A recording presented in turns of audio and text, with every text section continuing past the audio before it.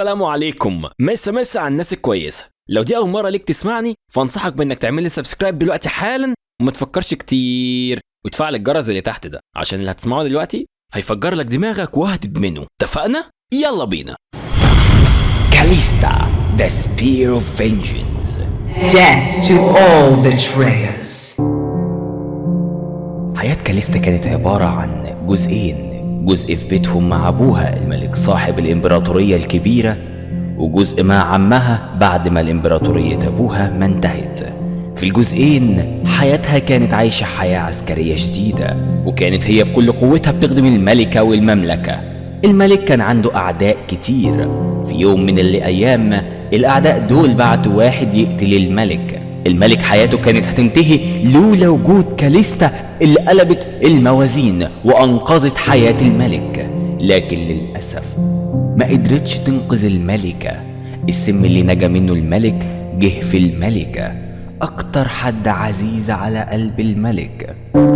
الملك بعت لكل الجراحين والكهنة علشان ينقذوا الملكة من السم اللي بقى بينتشر في جسمها كله، لكن محدش كان عارف يعمل لها حاجة.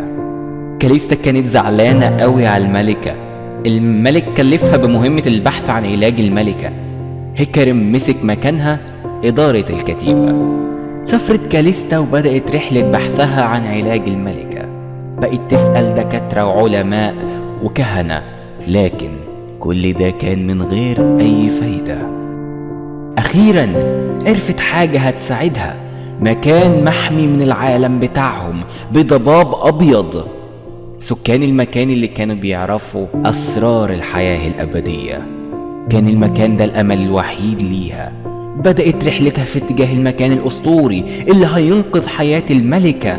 وصلت كاليستا جزر هيليا اللي كانت ممنوع أي حد يدخلها، لكن حراس المدينة شافوا نقاء روح كاليستا ونيتها الصافية، قرروا يسمحوا لها تعدي. دخلت المدينة واتكلمت مع حكامها، فضلت تترجاهم ينقذوا الملكة. بعد محايلات كتير قوي وافقوا، لكن قالوا لها ان المياه الأسطورية دي قادرة تنقذ الملكة طول ما لسه فيها نفس، لكن لو نفسها وقف مش هيكون ليها أي فايدة. ادوها تعويذة تسمح لها بالرجوع للجزيرة تاني، لكن حذروها من انها تقول لأي حد تاني عن مكان الجزيرة. مشيت كاليستا من الجزيرة في رحلة رجوع لبلدها، لكن لما كاليستا وصلت كانت الملكة ماتت. كان حال الملك في النازل، حابس نفسه مع حزنه وجثة مراته في برج بعيد عن الناس.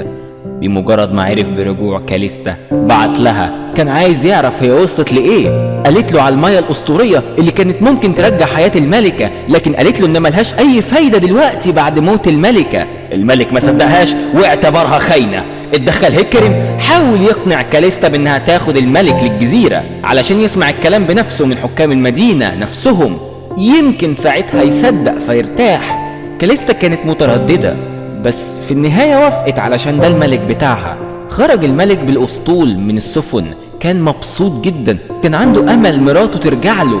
بقى مبسوط أكتر لما وصلوا لحدود المدينة هيليا. كان حصل المتوقع، حكام المدينة ما سمحوش ليهم بأنهم يعدوا، اعتبروه ده كسر قوانين المدينة، الحاجة اللي نهايتها واحدة وهي الموت.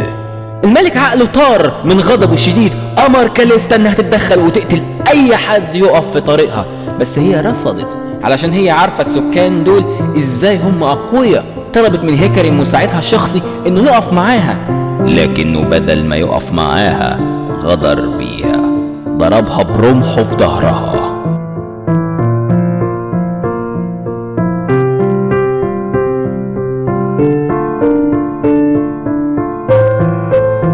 هنا كانت نهاية كاليستا اللي احنا عارفينها. النظام الحديدي او الايرن اوردر انضم معاه وكان بيشارك هيكارم في قتل كاليستا، لكن كتيبة كاليستا رغم عددها القليل فضلت تدافع عنها. كاليستا بدأت تتنفس أنفاسها الأخيرة وهي بتشوف فرسانها بيتقتلوا ويموتوا واحد ورا التاني. كانوا بيقسموا انهم هينتقموا لغاية آخر نفس عندهم، لكن كاليستا لما فتحت عينيها تاني ما كانتش فاكرة أي حاجة. شافت المدينة اتحولت من جمالها اللي فات لكتلة ظلام مليانة أصوات أرواح محصرة في كابوس الموت المميت. شافت نفسها وهي مليانة قوة كبيرة من السحر الأسود. حاولت تفتكر حاجة عن حياتها الأولى أو عن اللي حصل من هيكرم، لكن ما كانتش فاكرة غير إنها لازم تاخد بطارها. الانتقام اللي كانت ناره قايدة في قلبها، الخيانة حولتها لشبح بيستنجدوا بيه اللي تعرضوا لنفس الخيانة دي. كانت أرواح المعذبين بتنجذب إلى كاليستا لدفع الثمن الأغلى لتكون قوة من قوى رمح الانتقام. The Spear of Vengeance.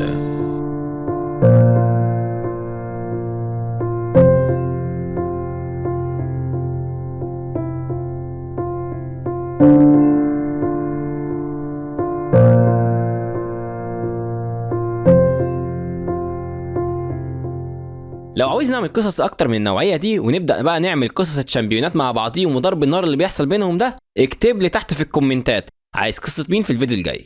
ما تنساش تعمل سبسكرايب للقناه حالا وتشغل جرس التنبيهات عشان يجيلك اي فيديو ليا اول ما ينزل. وبقول لك ما تنساش تدخل على الجروب السري بتاعنا اللي تحت في الديسكربشن عشان بنعمل فيه جوائز وجيف اويز كل يوم. ما تنساش تعمل شير للحلقه ومنشن لاصحابك عشان بيكو ومعاكو هنكبر وهنبقى اكبر قناه للقصص في الوطن العربي باذن الله. واوعى تنسى ان دعمك هو اساس نجاح القناه. الهدف الجاي هو 50,000 مشترك باذن الله، وبيكو هنوصل. بحبكم كلكم، يلا سلام.